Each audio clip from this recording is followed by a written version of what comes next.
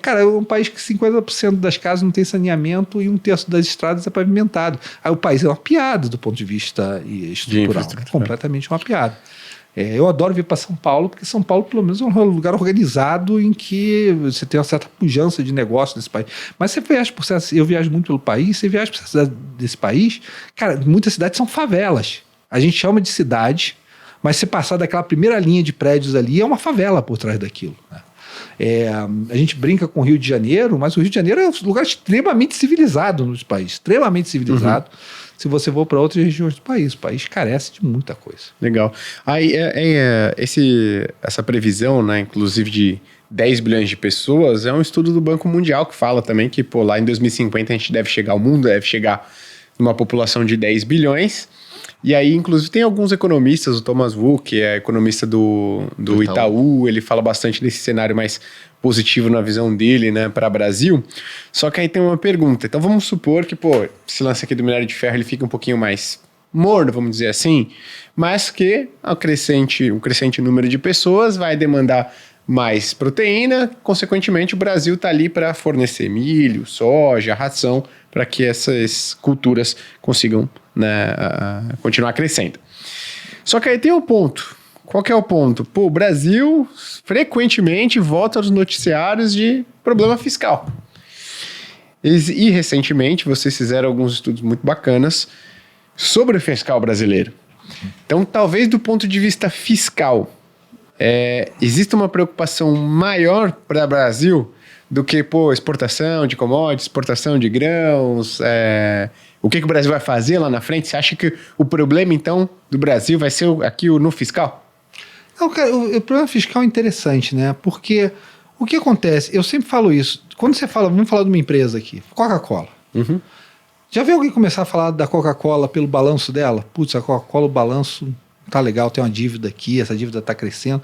Normalmente você não fala assim, normalmente você fala assim, esse negócio Coca-Cola, ele cresce tanto por ano, ele tem essa rentabilidade, aí se a rentabilidade vai ficando pior do negócio, as vendas não vão se materializando, daí você olha pro passivo e diz, rapaz, essa dívida aqui vai dar problema em algum momento, mas você não começa a conversa de trás para frente, né? Porque aqui no Brasil a gente começa a conversa de trás para frente, a gente começa a falar, o fiscal é ruim.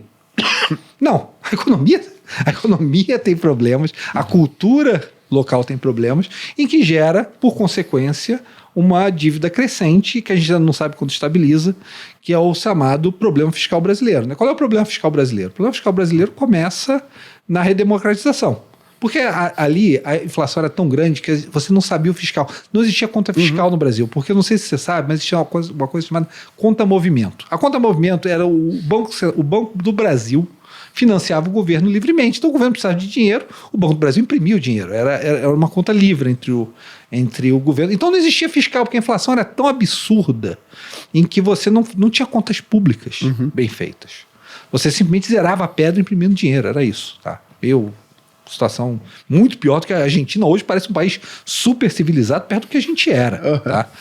Vou até estar com o Gustavo Franco semana que vem, a gente vai fazer um painel. O Gustavo é um dos meus heróis, porque quando eu comecei a trabalhar, o salário que eu recebi, eu tinha que descer correndo. Eu recebia e descer correndo para comprar tudo que eu podia, o mais rápido possível, para voltar para o trabalho com um terno, pelo menos, ou com alguma coisa que eu pudesse. É tipo guerra, selva, né? Você recebia o dinheiro, descia, daí você ia lá no escambo, tentava conseguir algum bem para você se livrar daquele dinheiro. Você queria se livrar do dinheiro o mais rápido possível, porque o dinheiro não valia nada. Aí quando chega a estabilização da moeda, aí você tem um problema, a Constituição de 88. Né? Constituição cidadã de 88, em que você vai cuidar dos perdedores. Não, legítimo, vamos cuidar dos perdedores. Só que não tinha vencedor, né, para você sustentar esse problema. Daí o que acontece? Como não tem vencedor, você estabilizou a moeda, o Fernando Henrique olhou e caramba, não tem mais imposto inflacionário, o que eu vou fazer? Aí foi um trabalho, esse pessoal, tá, Malan, Gustavo Franco, esses caras são heróis nacionais, esses caras deviam ser botados no pedestal todo dia, igual os Founding Fathers, assim, esses caras que cuidaram da estabilização da moeda, eles deviam ser botados no pedestal, porque as instituições brasileiras são tão frágeis nesse sentido, que você ter estabilizado a moeda foi uma conquista que permite esse podcast aqui, permite que a gente não seja argentino. Tá? Agora, o Fernando Henrique disse assim, putz, cara, como é que eu vou resolver isso? Daí vendeu a Vale, vendeu a Telebrás, fez uma privatização, muita privatização para cobrir buraco. E a segunda coisa que ele fez foi aumentar a carga tributária. Né? E a terceira coisa que ele fez foi tungar os funcionários públicos, né? Tirar...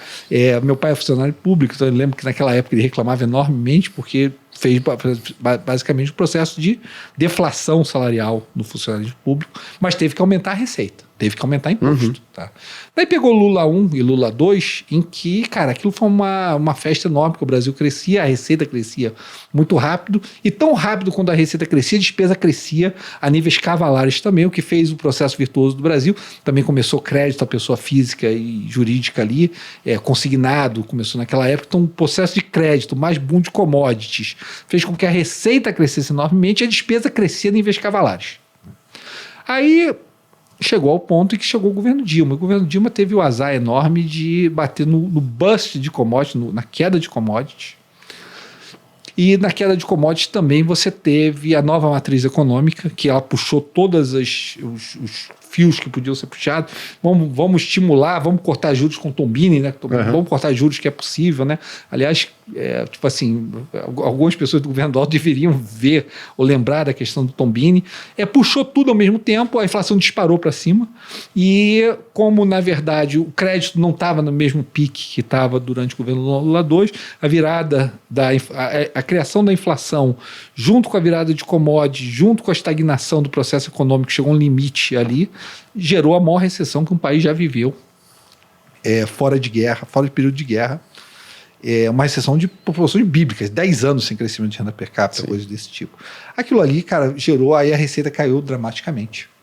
E quando a receita caiu dramaticamente, você falou de dominância fiscal, né? Dominância fiscal. Lembra de dominância fiscal? Lembro. Pô. Vocês têm cara de novo, mas você lembra? Eu lembro. Dominância fiscal era que você tinha que, quando a coisa está ruim, você tem que subir juros para convencer o investidor a ficar. Só que você sobe muito juros, a tua dívida cresce rápido demais e o investidor quer correr. Sim. Então você nunca consegue sair desse ciclo vicioso, né? Tem um outro termo também que o pessoal falava assim, pô, a gente tem que apresentar uma meta fiscal incrível, ela não pode ser incrível. Tinha até esse jogo ali, ela não pode ser incrível, ou seja, não de nossa, que maravilha, não ser incrível, né? Daí o que aconteceu nessa época?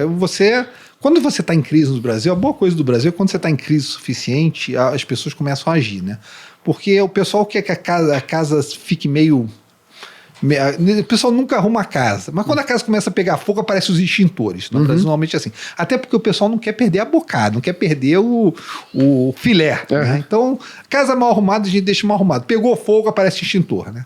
Daí apareceu o extintor com o Temer e a gente criou o teto de gastos, né? Que foi realmente uma situação de crise ali, porque a gente ia entrar nesse processo de dominância fiscal e o teto de gastos permitiu que um país crescia a despesa 6,5% ao ano, conseguisse era uma forma de estancar ali de alguma maneira. Estancou, né? Mas no Brasil, cara, é o tal negócio. Quando a casa parou de pegar fogo, né? O pessoal parou de cuidar da arrumação.